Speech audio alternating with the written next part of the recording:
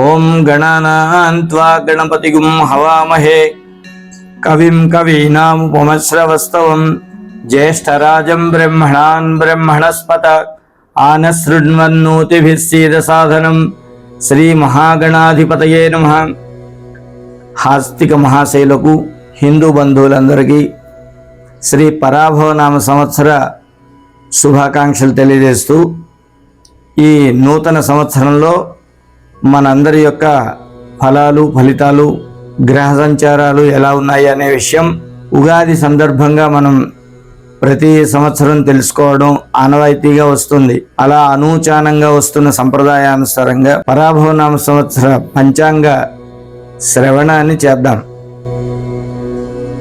అంచేత వీడు కూడా కాలం చెప్పినట్లే విని వీళ్ళు చెప్తూ ఉండాలి.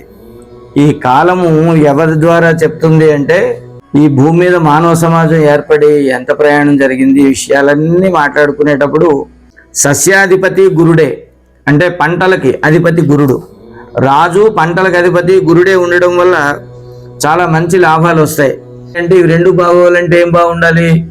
వర్షం ఎలా ఉంటుంది?